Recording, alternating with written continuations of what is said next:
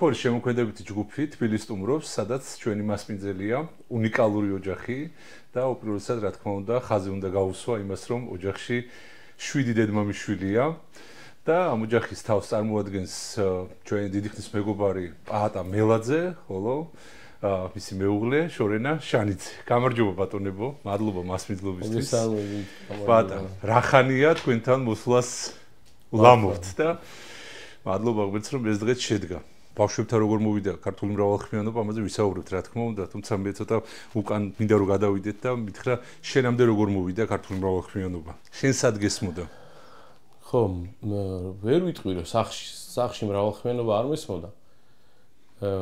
ყველას აქვს ვენა მშობლებს, პაპა ჩემი იცი რაღაც ძველ აშოღურ რაღაცებს ღეროდა, მაგრამ მრავალხმიანობა ჩემთან მოვიდა ასამძლევარიდან რა. მე ვიყავი უფროსი ვარ, უფროსი თაობა მძლევარის, 15 წლის ვიყავი გზააბნეული ბიჭი.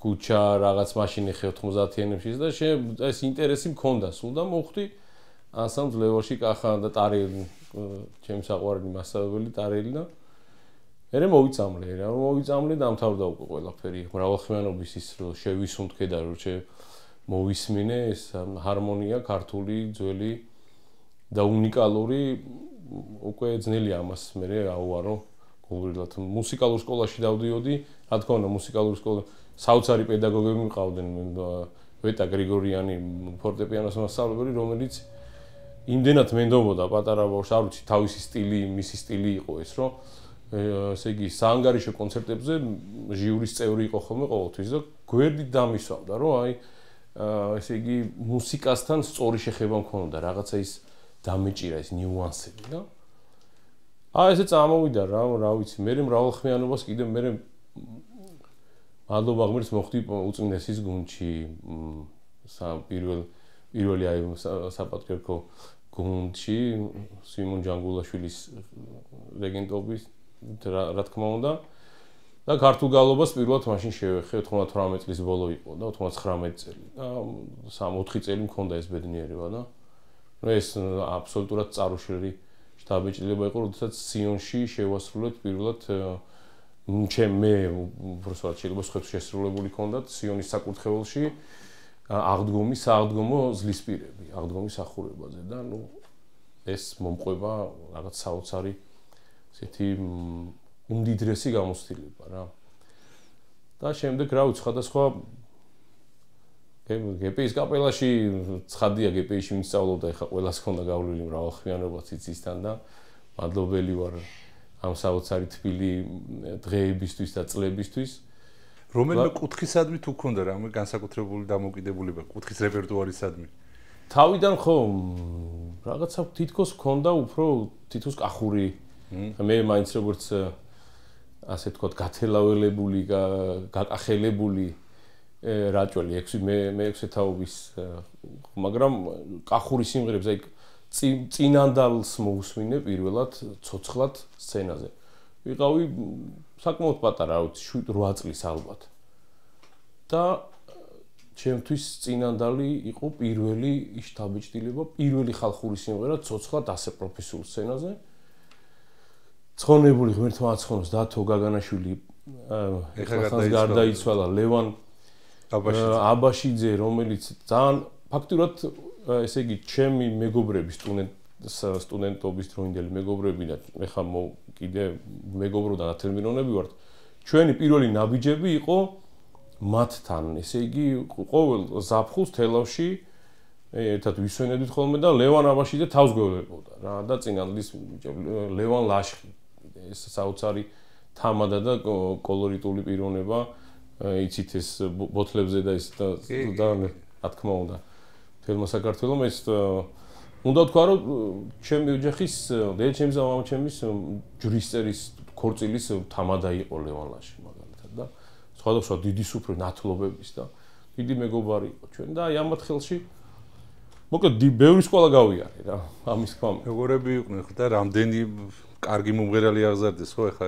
სახელი და გვარები მის თქვი დღეს ძალიან ბევრია მათი ხელიდან ნაკურთხით თელავში ვინც არიან ბიჭები ბიზინაშვილები ვასო კორნიენკო და ბიჭები სულყოლანი რა ვიცი მართლა უდიდესი წვლილი დაიდეს ლევან აბაშიძემ წინანდალმა და ანდრო პაპამ მე ცალკე კიდე სხვანაირად რა თქმა უნდა ბატა რით შეიძლება რომ დავიწყოთ ახლა ჩვენ უფალი ვადიდოთ გაი აბა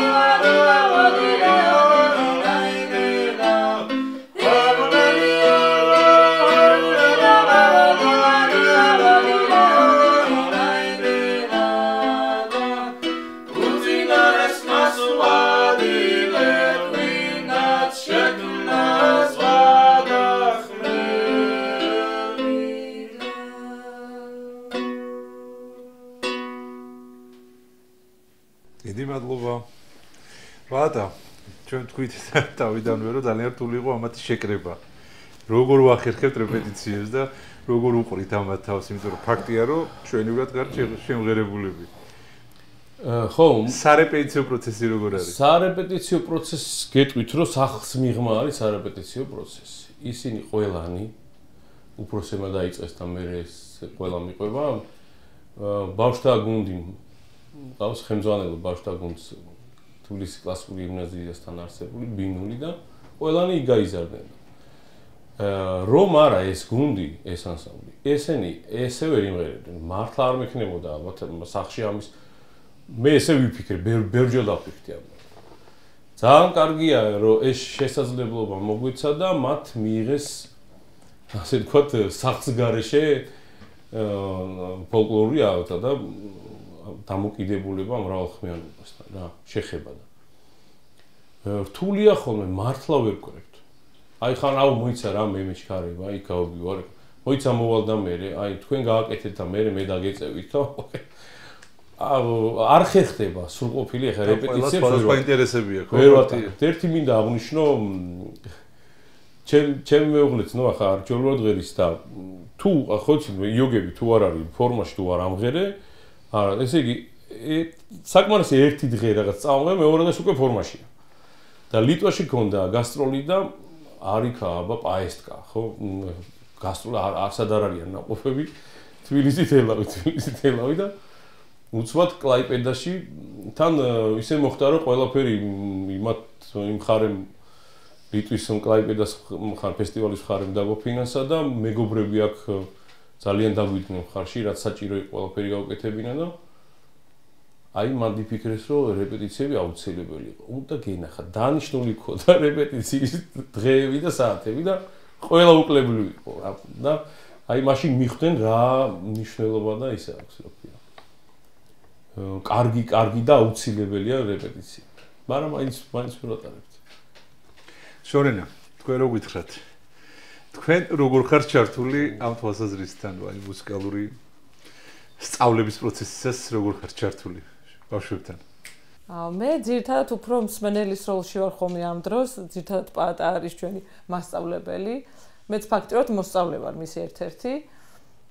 და ამ რეპეტიციების დროს როცა ვიკრიბებით ხოლმე მეც როგორც მოსწავლე ისე ვზივარ მე პირადად მაშინ როგორი მასწავლებელია პაატა მაშინ ესე ხო ნუ მომთხოვნი რაც თავარია ცოტა მკაცრიც არის ხოლმე კი ვიცაბებით ხოლმე ანუ აქ მთავრდება ის მეუღლეს თემა მასწავლებელია ჩვეულებრივი და როგორც მასწავლებელს ისე მემორჩილებით ყველა თუ დაკვირვები ხარ, აი თუ ესე დაკვირვება თუ ყოფილა, რომ აი რაღაც სიმღერის შესრულების დროს ან ვიცი სწავლების დროს ან როცა ერთად ხართ და იკრიბებით, სიმღერა რაღაც თვალსაზრისით გეხმარება მათთან ურთიერთობაში. ძალიან დიდ შემონებას ვიღებთ ამ პროცესისგან. ხანდახან შეიძლება პაატაც არ იყოს, მაგრამ ჩვენ სამი შევიკრიბებით და ან გიტარაზე შევასრულებთ რაღაცას, ან ხალხურ სიმღერას და ამ დროს ძალიან კარგი უშუალო ურთიერთობებია და სიამოვნებს ამის ერთად კეთება მართლა. მოკლედ ერთხელ რომ მოიწამნენ უკვე მრავალხმიანობით. მე არ ვარ ხოლმე და აქ კარგი აკუსტიკა ზევითაც აქ კიბეზე ჩვენ სახში და სამი ვინც გაჩნდებიან. ერთი რო წაიმღერებს, იქ ორი ხმა უკვე არის რა და მე ბედნიერი ვარ უკვე მაგით და ხანდახან მეც მომპეხავენ ხოლმე უკვე. კი ბატონო, რა შეიძლება კიდე რო ვთქვათ? ხერტლის სიმღერას ვიტყვით ჩონგურზე, არ ვიცი რა ხე. კი ბატონო, სადოთ? მე თვითნასწავლი მე თვითონ რაღაც რა, ამიტომ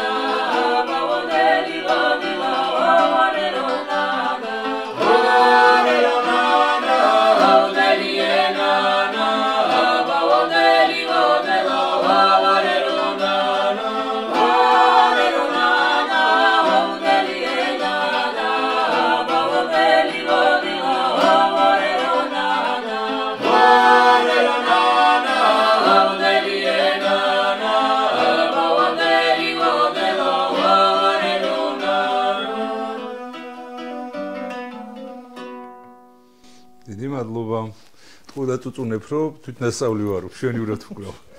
ვიცი რომ რამდენიმე ექსპედიციაში ხარ ოჯახთან ერთად ნაყოფი და ვიცი რომ საინტერესო ისტორია გაქვს. მაგარი ისტორია ის არის რომ შარშან ზაფხულში მქონდა ბედნიერება წვეოდით გურიას. ანსამბლთან ერთად და ბუნებრივად მთელი შემადგენლობით და ბატონ ვასილ ცეცხლაძემ საოცარი ესე იგი ლექცია გაკვეთილი მოფერება ჩაატარა ქართულ გალობასთან დაკავშირებით და შემდეგ მეორე დღეს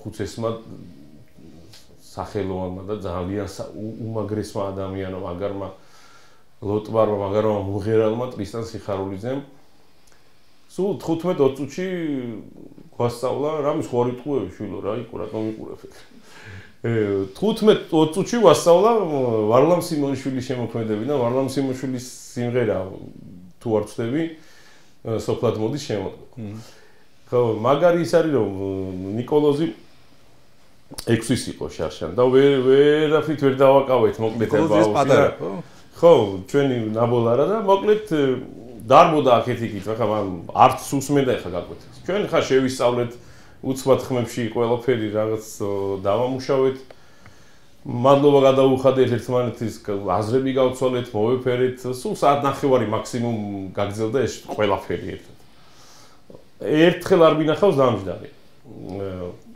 და ხა არ მოусმინა და მეც არ დავაწყე რომ დავბრუნდით თბილისში ერთ კვირაში ბანაკში წავედით მთელი შემადგენლობა ბინულიან ოჯახიან დილარი გამდენი 6 საათია ვემზადებით სამზადისად ნახევრად ძილბურანში იმ სიმღერას ვღეროდა რას ტრისტანმა გვასწავლა ჩვენ მაგრამ ამას არ მოусმენია და ის მიყვის საიდან როგორ ისწავლეთ ხო და თან მეორე ხმას ვღეროდა პირველი ხმაც იცი მეთქი და კიო ვიციო დავინტერესდი აბა მეთქი მიდი და თქვა პირველი ხმაც ეგ რა არისო მე ბანიც ვიციო აბა მეთქი მიდი მე დარწმუნებული ვიყავი რომ ვერ იტყოდა და ბიჭო ბანის არ თქვა ყველა ხმა ასე აუკრეფია ეთყობა ადრე 100 ასწავლინე ხა რეპეტიციები ის ქონდათ ხოლმე სოფლად არა ყოფაში რომ სრულდებოდა სიმღერა მამაპაპის ნამღერს თუ ოჯახის ნამღერს თუ ბებია ბაბუების ნამღერს ასე ისმენდნენ და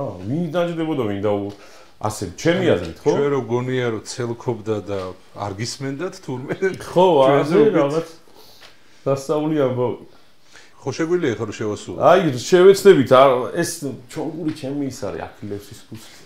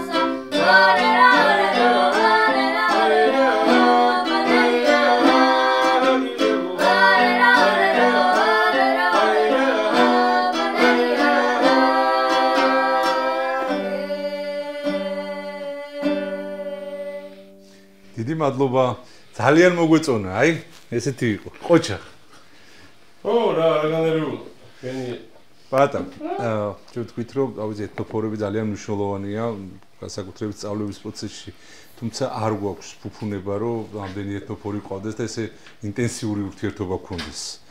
და შენ რითი ხელმძღვანელობ და რამე მეთოდი ხო არ გაქვს სწავლების, აი ბავშვებთან. რითი იწყებ? ამ ბოლო დროს რაღაცა გავიმართლა ისე მოხდა, რომ კულტურის სამინისტრომ დაგვაფინანსა, აი ვახსენეთ უკვე გურიაში და შარშანწინ თორნიკო უკასთან ვიყავით ცხიერელთან რაჭაში და იქ პირადად მისგან ისწავლეს ბავშვებმა სიმღერა და რაღაც ცეკვის მონახაზები, რომელიც ძალიან ფასდაუდებელია. ისეთი შემართება ქონდა თბილისში, რომ დავბრუნდით, ჯერ გზაში მთელი გზა ვერ გავაჭირეთ. ბავშვები ამას მუდმივად ატრიალებდნენ, ესე იგი არ იღლებდნენ.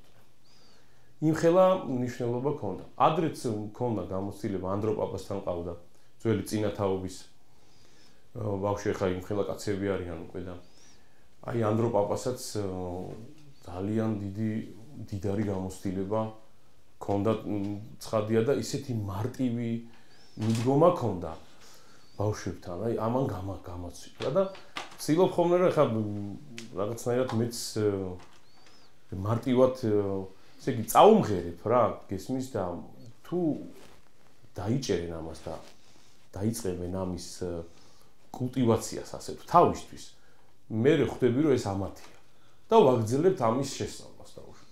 ხშირად არის რომ ფონო ჩანაწერები მიმაქვს, რასაც ვასწავლი, იმას ვასმენინებ. და ძალიან კარგად მოხდებს. იმიტომ რომ ჩემზე კარგად უხსნის ეს ყველაფერი. თანმიმდევრობა როგორ არის? ჯერ ვასმენინებთ თუ ჯერ ვსწავლობ და მე ვასმენინებთ? ესე არა მაქვს. აი ხანდახან არის რომ ვასწავლი სიმღერას და მე ვასმენინებ. აი ნახეთ როგორ მღეროდნენ და ძველ ჩანაწერში ხანდახან ხმები რთულადაც ირჩევა ხა ჩვენ ზასული ადამიანი და უფრო გაწაფულები ამაში ვიადვილდება, მაგრამ იმათ ხანდახან უჭირთ ხოლმე და რამდენჯერმე უწევთ, მაგრამ ძალიან კარგად აღიქვამენ ყველაფერს რა. შემოქმედის სკოლის დიდი არტემის მხოლოდ ჩობილი ვასწავლებ გუნდს ბინუს და ესე იგი ის ჩანაწერები ეს ფაქტიურად ეს თანაბარ ტონით დაშორებით არ გალობდა ცხონებული დიდი არტემი და ესე იგი იმენად რთულად აღსაქმელია ეხანდელი ყურისთვის, თანამედროვე ყურისთვის. რამდენჯერმე დაჭირდათ ამის მოსმენა, მაგრამ საოცრად იმოქმედა რა. ტაძარში ვდგავართ მსახურებაზე. ტაძარში გვაქვს არაჩვეულებრივი პოტენციალი, მაგრამ ასა კი ვერ გვიწყობს ისე. ხან მოვლენ დადგებიან კი, მაგრამ ღამისთევაზე უნდა თქვა რომ არიან კი. შობის ღამისთევაზე, აღდგომის ღამისთევაზე ყოველთვის არიან და ყოველთვის გალობენ. არა, ყოველკვირეული კვირეული რუტინა ცოტა უჭირთ რა. აი, ხო, მე იმედია, ხო. ის 2 საათი უნდა დაიძინო რა, მაინც და მაინც სახურების 2 საათი არის კვი ყველას. შობა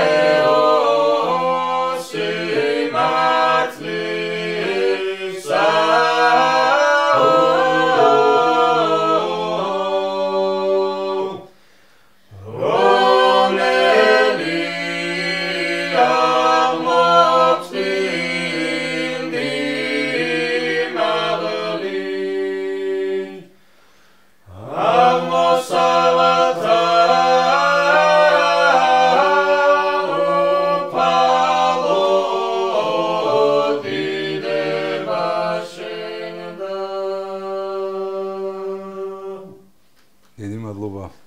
თავის მართლა ძალიან გემრიელად ხართ შემღერებულები და თავისუფლად შეიძლება რომ ანტიბონურად ასე თქვათ დრო რო იყოს. რომ მოისმინა რა თქვა ბატონობას რომ ძალიან მაღალ პროფესიული საფეხურიდან უდგება ყველა არ აქვს მნიშვნელობა ბავშვია თუ დიდია. ხო, სასწაული ადამიანია. აქ ხა მანამდე თბილისში ვიცნობდი ჩვენ გადავკვეთილვართ კი მსახურებაზე, მაგრამ დიდი წლების მანძილზე ხა ესე ახლოს თან არ ვიცნობდი და ძალიან კარგად დაგვამახსოვრა თავი და კარგი, საკმაოდ კარგი რჩევები მოხდა. იცი როგორი რჩევები? თვითონ პრაქტიკაში მთელი ცხოვრება, ესე იგი ამას ემსახურება და პრაქტიკა აი პირადად რო გამოცა და ისეთი რჩევები დავუშვათ ტემპი როგორი უნდა იყოს, ამა თუ იმ საგალობლის დინამიკა როგორ უნდა ისმინებოდეს აუცილებლად ტექსტი ხო მოკლედ აი სხვადასხვა ხასიათი ახსნა ძალიან კარგად რა ქორიძის დავუშვათ როგორი ხასიათი შეიძლება იყოს არტემის როგორი ხასიათის კერესერიძის ახლა რომელიც შევასრულეთ დავუშვათ და არაჩვეულებრივი გაკვეთილი მივიღეთ რა მისგან ნოტები ვიცით თუ ზეპირად ვსწავლობთ? ნოტები ცნობთ რომ ნოტებია. ხო, ესე არ ვიცით. ბატონო, პროფესიულ დონეზე არა სამწუხაროდ.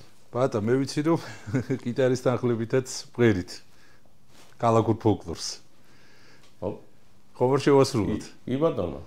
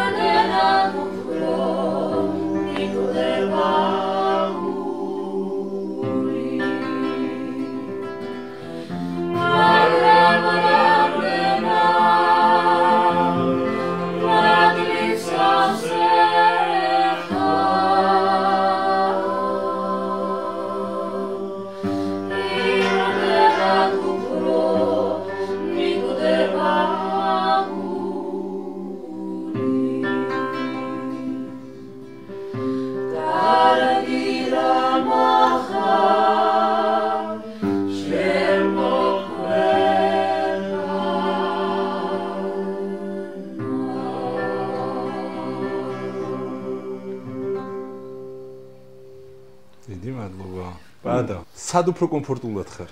ძალიან კაი კითხვაა რა. გალობაში მეტად კომფორტულად რა. რაღაცა უფრო მეტ რაღაც არ ვიცი. ვერ დავიჩემებ იმას რომ მაინც ახლა ლოცვით უხლებმა გადატყავებული, მაგრამ აი რაღაცა სასწაულ ენერგიას გზნობ რა. გალობა განსაკუთრებულად ამშვიდებს და მეხმარება რა. სხვანაირად მეხმარება. ბოლო წლებში აშკარად. თუმცა კი ამ ბოლო წლებს არ უკავშირებ მაგას. ეს დიდი ხნის გამოცდილებაა უკვე ფაქტურად წინა საუკუნე როგორც თქვი 90-იანის ბოლო და ანუ ეხლა ცოცხლდება ის ყველაფერი და ეხლა ვიღებ იმ გემოს, ვიგებ იმ გემოს. რომელი სკოლა უფრო გეადვილება?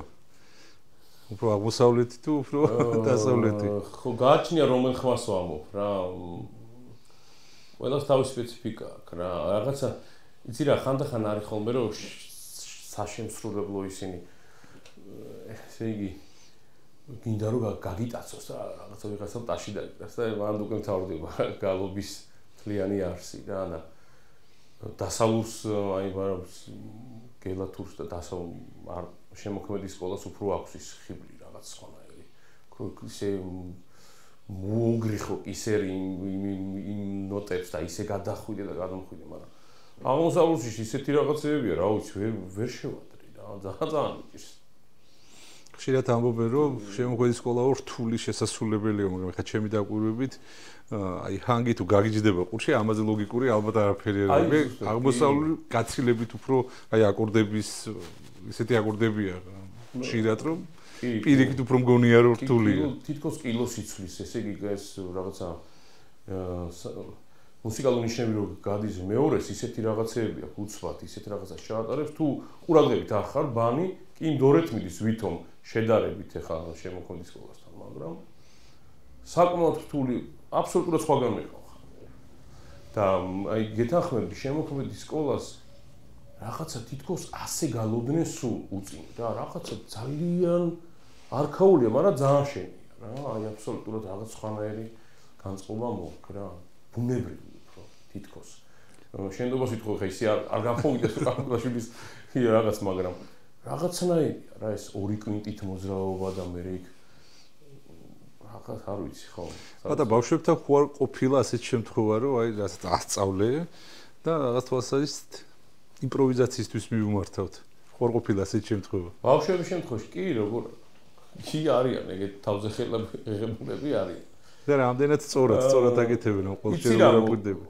არ ვზღუდავ ხოლმე იმიტომ რომ ჯობია გამოამჟღავნოს და თუ რაღაც ზედმეტი იქნება მე ვამბობ რომ აიცი რა მოდი ესე ხო არ ხო აი ზედმეტი არჩეულობრივი ბავშვები ყავს საოცრად მიჭერები ერთ-ერთ ხა სხვა შორზე ონლაინ მოგიწია დეკემბერში ონლაინ გაკვეთილების ჩატარება ცნობილი ხო მიზეზების გამო იმიტომ რომ კლასიკურ გიმნაზიაში ვერ ვიყრიბებოდით და ერთ-ერთმა სათითაოდ მაბარებენ წმინდა ნიკოლოზ ტროპარი ვისწავლეთ სხვათა შორის გელათის სკოლა მეოთხე ხმის და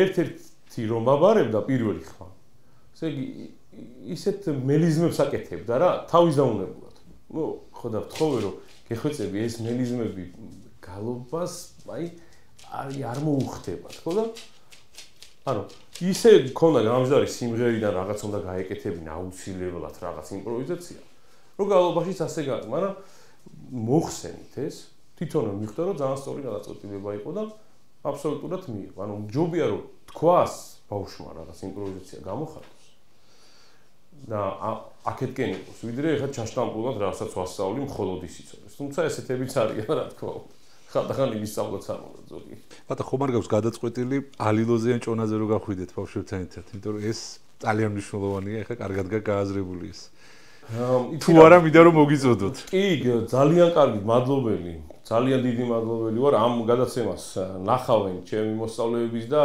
აგერ ჩვენ გვისაუბრია ბავშვებო ამ თემაზე და ძალიან მაგარია უბრალოდ ამას უნდა უბრალოდ მონდომება უნდა რა მშობლის მხრიდან და ბავშვების მხრიდან და ხანდახან არის როცა ჯიკაობა გჭირდება აუიცი რა უნდა აუხსნა ეს ყველაფერი აი მაგარი იქნება რაღაცა მე ცოტა მეც დამეზარა და თორე ისე მე თვითონ პირადად ამაში ვიღებ მონაწილეობას ბიჭები რაც აქ გადმოდით კერძო დასახლებაში აქ დადიან უბან აი ყოლი ეს აქ ჩემი რამდენიმე მოსწავლეც არის ამ უბანში ესენი დადიან და კარგად დახუნძრულები მოდიან დიდი ხონში თავის ფულით, თავის ტკბილეულით და თავის ყველაფრით.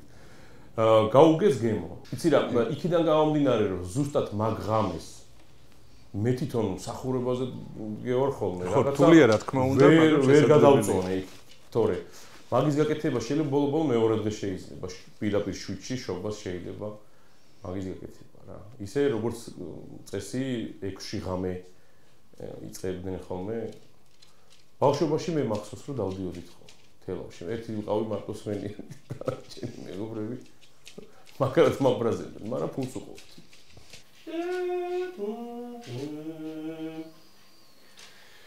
Share